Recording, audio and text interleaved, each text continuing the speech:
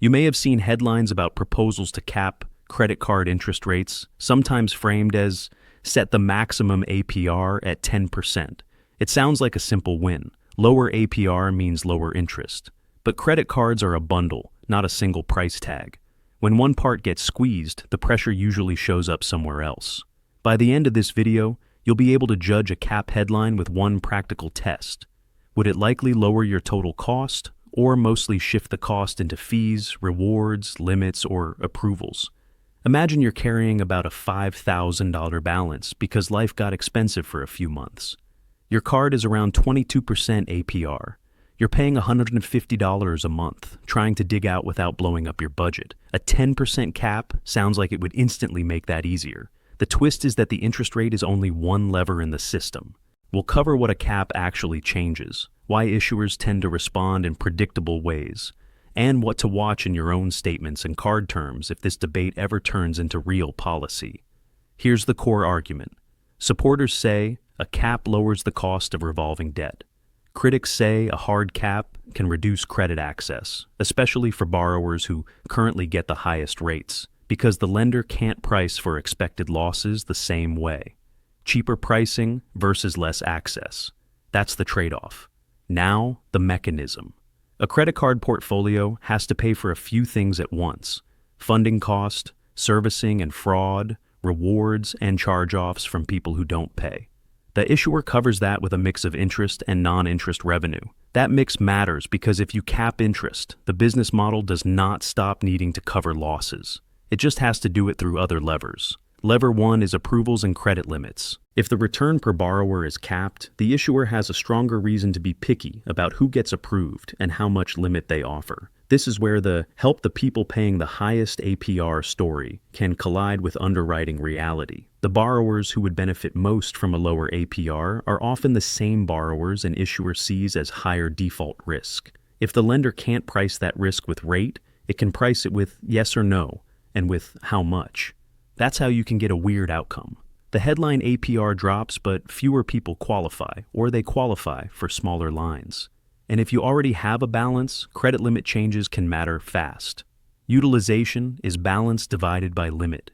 If your limit drops and your balance does not, the ratio jumps.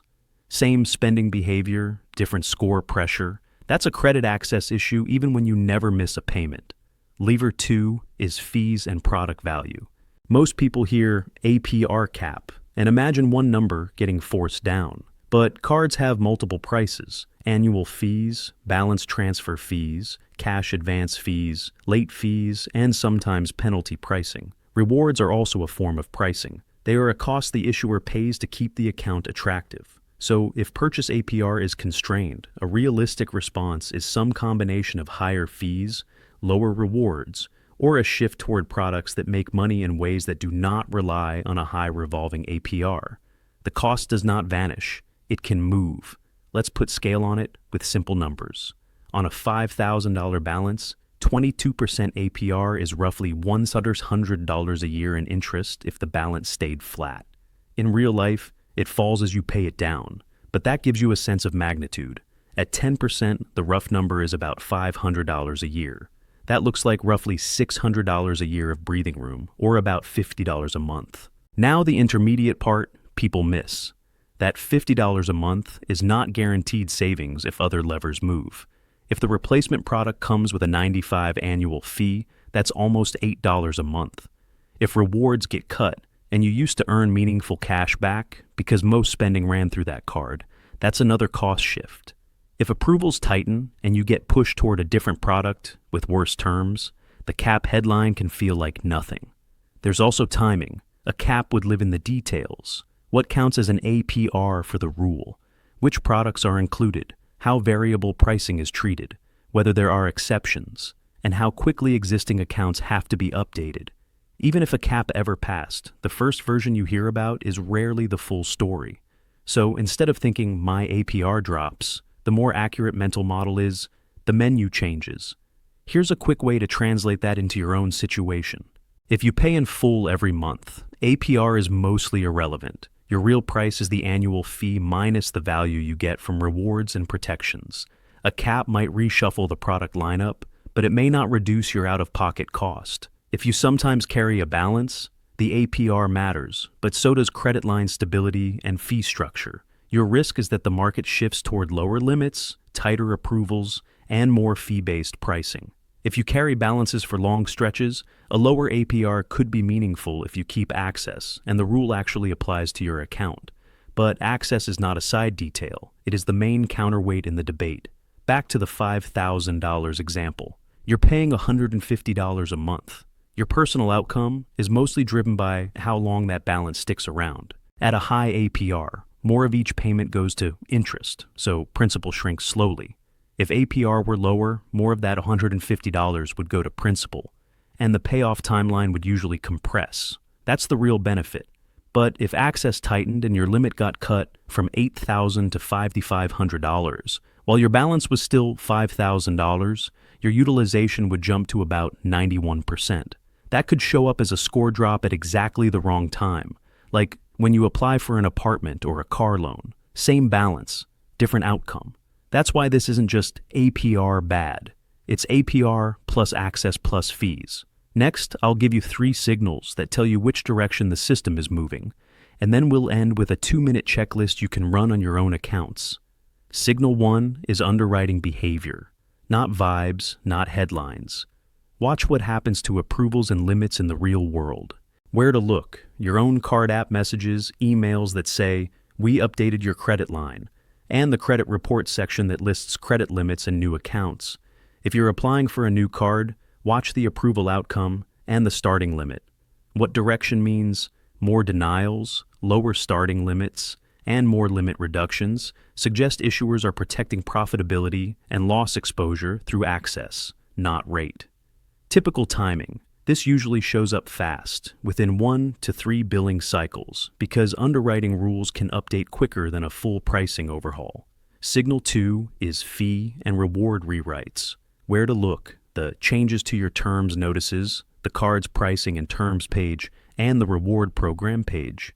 On a statement, look for lines like annual fee posting, foreign transaction fee, balance transfer fee, and any increase in penalty fees.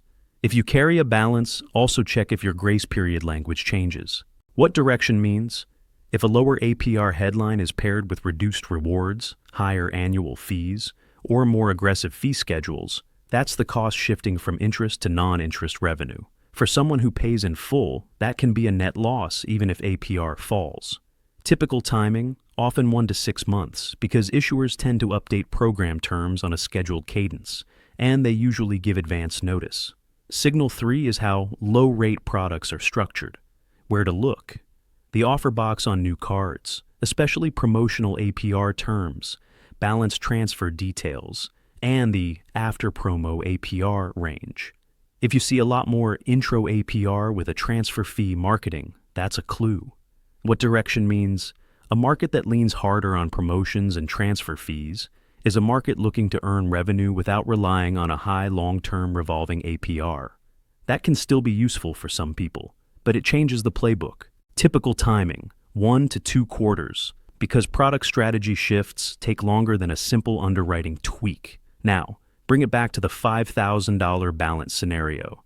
Here's the non-obvious implication. If your goal is to reduce total interest paid, the biggest lever is not whether a cap exists. It's your payoff timeline. A cap might lower the slope, but your timeline determines the area under the curve. Educationally, the clean decision rule is this: when you evaluate any lower APR promise, also evaluate whether it changes your access or introduces replacement costs. If you lose access or pay more in fees, the savings can evaporate. Here's your 2-minute checklist.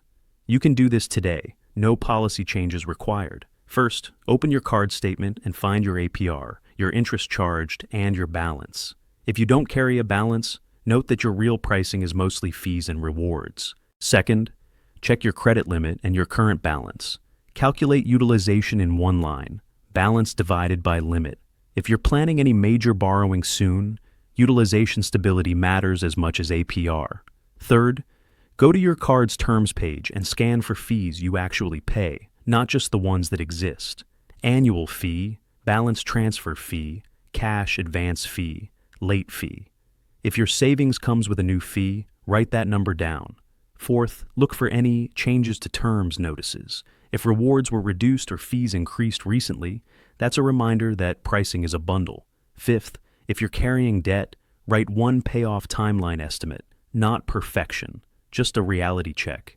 If you pay $150 a month on a $5,000 balance, how long does that likely take if you stay consistent? Shortening that timeline is usually the highest impact move in your control. And last, if you're considering a balance transfer or promo, check two boxes before you get excited: the transfer fee percentage and what the APR becomes after the promo ends. Promotions can help, but only if you're using them to compress the timeline, not just to delay it. That's the real takeaway. An APR cap debate is never just about APR. It's about who gets access, what the bundle costs look like after the reshuffle, and whether your debt timeline changes. If you track those three signals and run the checklist, you'll see the real impact long before a headline tells you what to think. If this helped, subscribe to the Wealth Blueprint for more clear money breakdowns. And leave a comment with the next topic you want covered, or the one part of today's video you want explained even simpler.